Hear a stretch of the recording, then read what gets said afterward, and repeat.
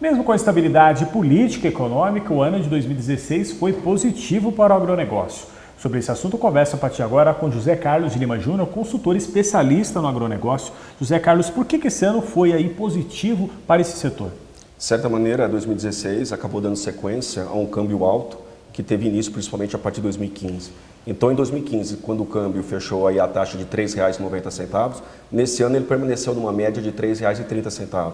Então, quando você pega o valor do câmbio multiplicado pelo volume produzido na agricultura e também na pecuária, você acaba tendo um montante expressivo que deu entrada de receita aqui no Brasil.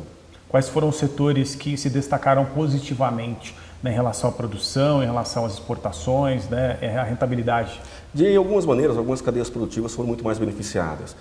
A primeira, com toda certeza, foi a soja, porque nós temos um volume de produção alto e praticamente aí o mundo acaba demandando a soja brasileira. Uma outra cadeia muito valorizada foi a açúcar energética, quando você tem um produto, no caso do açúcar. O açúcar atinge um dos menores patamares aí em termos de estoques, ocasionados principalmente com a produção da Tailândia, que foi menor, e também com a baixa oferta da Índia. São dois grandes exportadores mundiais. Então, de certa maneira, o Brasil acabou ocupando uma lacuna no espaço com a exportação de açúcar. Você teve também uma cadeia que foi muito valorizada, e nesse caso, por problema climático, foi o milho. O milho teve uma situação de substituição de área plantada a partir dos anos 2008 e 2009 aqui no Brasil, principalmente em áreas que antes eram da soja, então teve uma substituição de área. Isso fez com que a oferta de milho nos últimos anos fosse ficando cada vez menor. E nesse caso, nós tivemos uma valorização da saca durante o ano de 2016, que acabou aí, digamos, beneficiando o produtor de milho, mas, no entanto, encarecendo o custo de produção, principalmente em termos de nutrição animal. E também teve o café, que foi um produto que se beneficiou bastante aí do volume de produção, associado a um problema climático que pegou com os países lá da Ásia, como é o caso do Vietnã. Com relação à parte de pecuária, a pecuária também foi positiva para os setores de suinocultura, avicultura, de bovinos? Sim, a suinocultura acabou tendo uma elevação de preço, que de certa maneira acabou precificando e remunerando muito bem a suinocultura aqui no Brasil, mas o fato é que quando você pega e analisa a suinocultura, ele teve um custo de produção esse ano muito mais alto do que os anos anteriores, principalmente pelo custo do insumo milho. O milho ele é um importante insumo utilizado na nutrição animal.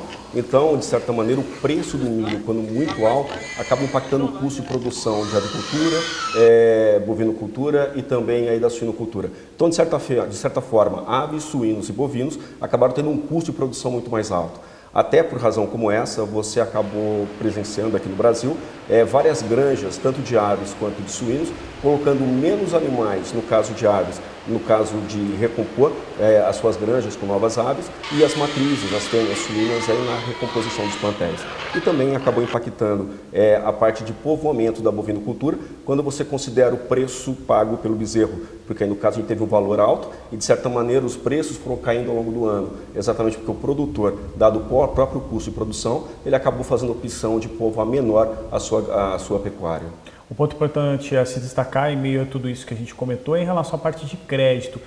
Neste ano, especificamente de 2016, tiveram algumas mudanças também nesses financiamentos, essa oferta, né, de valor para os produtores rurais. Sim, tem uma coisa interessante no Brasil, porque o crédito ele é uma função extremamente importante quando a gente considera que há um descasamento entre a receita e a produção na agricultura.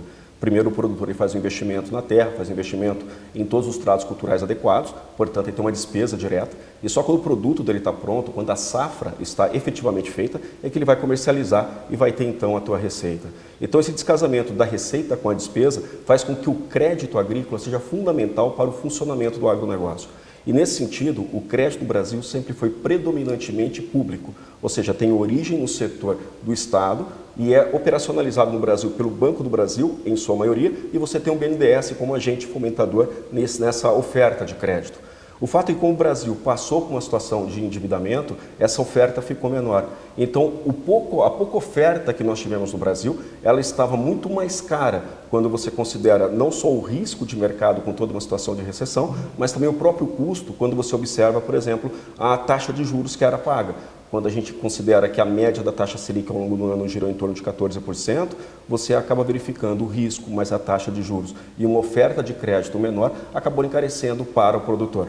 E isso fez com que o setor privado assumisse a função de fazer esse giro no agronegócio. Então você começa a perceber a indústria assumindo a função de compra ou fazendo processo de troca ou de barter, como nós falamos, pool de compra começa a aparecer e você começa a ter as cooperativas e os bancos de associativismo, digamos assim, fomentando o crédito. Então a gente tem uma mudança parcial de crédito predominantemente público sendo assumido agora pelo setor privado. José Carlos, em meio a tudo isso que a gente comentou até agora, né, um cenário positivo no ano de 2016, com alguns gargalos para a agropecuária brasileira, o que o produtor, quem trabalha no setor da agropecuária, da agricultura, né, da criação de bovinos, suínos e aves, deve esperar para o ano de 2017?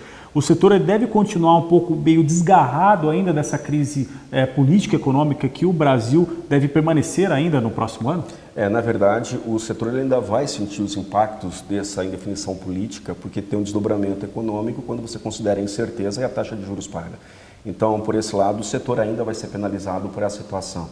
Mas, por outro lado, a agricultura tende a se beneficiar, assim como a pecuária, quando a gente considera o valor do câmbio atual.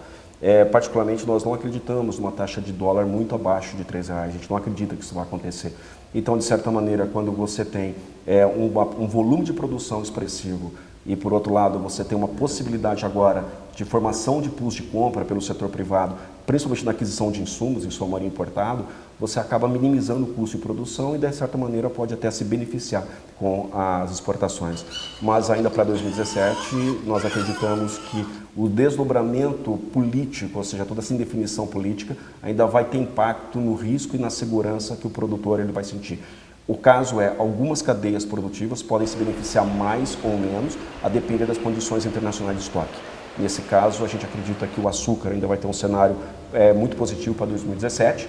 A gente acredita também que a suinocultura vai ter um cenário positivo, assim como o café e, de certa maneira, aí, alguns setores como o milho. Agora, outras cadeias ainda vão ter alguns problemas, né? Que é o caso aí, principalmente quando você considera custo de produção de aves e até a recuperação econômica do Brasil, que vai puxar também a demanda da bovinocultura. Mas todo mundo espera melhor produção no campo, seja na agricultura, seja na pecuária, próximo ano, né? Sim, com toda certeza. Acho que a produção agrícola aqui no Brasil, sim, com pecuária, nós temos hoje um produtor, um empresário rural, que ele tem não só o conhecimento, mas ele tem aí toda a tecnologia que hoje, apesar de todos os limites, todas as limitações impostas pelas esferas institucionais, no caso eu começo a colocar pela insegurança jurídica que existe no campo, ou pelo custo do crédito que está presente na rotina do produtor, de certa maneira ele ainda vai conseguir dar um resultado positivo para o Brasil e eu espero, né, que ele também dê esse resultado positivo, de certa maneira, para a própria família dele, porque quer queira ou não, é um trabalho bastante árduo e precisa e deve ser remunerado.